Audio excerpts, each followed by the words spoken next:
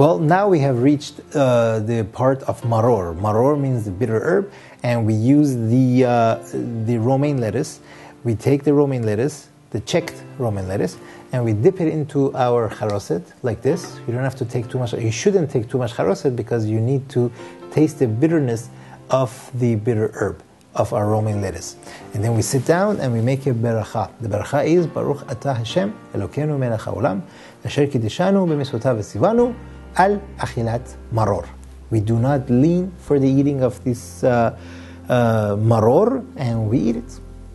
Now we are left with korech. Korech means making a sandwich. What we do in this one, we take part of this. Every person around the table takes a part. It has to be, again, probably around a third of the matzah. A little bit less would be okay, but pretty much this much.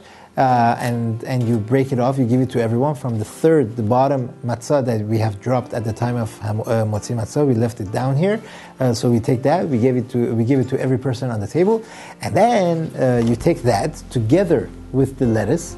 You make a sandwich out of it. You could dip it in the charoset as much as you like. You could actually take more charoset this time, and then you lean as you eat it. So I would suggest, usually in this case, because it's going to be messy, to hold a plate under your hand.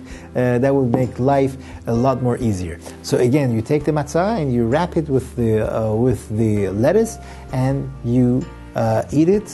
We don't make a beracha on this one. We have already made a blessing on the maror. We have already made a blessing on the matzah. All you do is dip it into the charoset and you eat it. Now we come to Shulchan Orech. Shulchan Orech means you set your table and you have a festive meal. It is a mitzvah to have, don't forget, it's Pesach and it's a holiday. You have to have a festive meal, enjoy the meal. However, keep in mind, please, not to eat too much to be full, because we still have a little bit more matzah to eat. However, enjoy the meal, have fun, and it's a holiday. A lot of cities, they have a custom that towards the end of the meal they eat the egg that we had. The egg is a remembrance of the offering that we had used to bring into the Beit HaMikdash, and different places have different customs of how to eat the egg. So please follow your custom and enjoy the egg.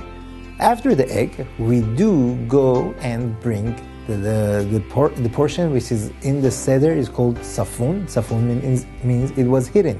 If you remember, when we broke the matzah, we hid the larger portion of the broken matzah. It is a safe place. Now I'm going to go fetch it.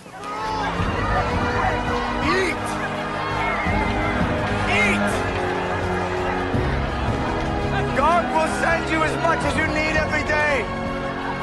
No more and no less.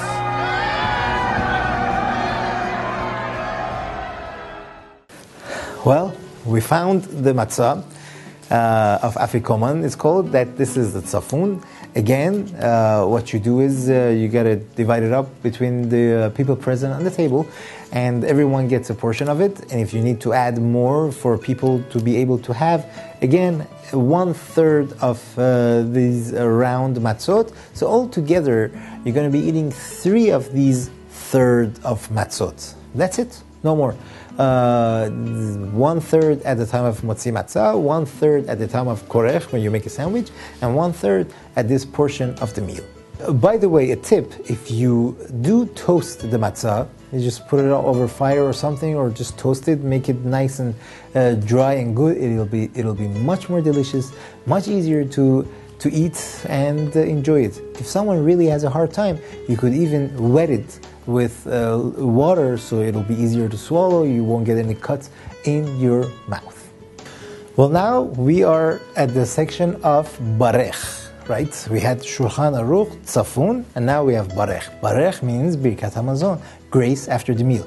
Grace after the meal is said over a cup of wine, which we have already poured, and now we are ready to commence. What we do is we hold on to our cup and we read the berachot, the blessings of after the grace after the meal, which consists of 4 blessings, and then there are certain prayers that we read. After we are done with that, we do make a beracha of Borei Peri HaGefen, make sure to lean on your left hand side and drink the cup of wine or grape juice that you're drinking.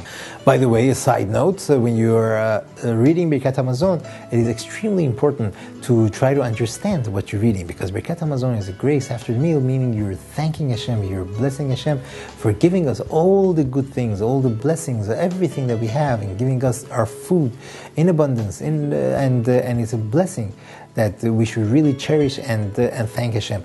If you do not understand Hebrew, you could read it in English, you could read it in Farsi, any language that you're comfortable with.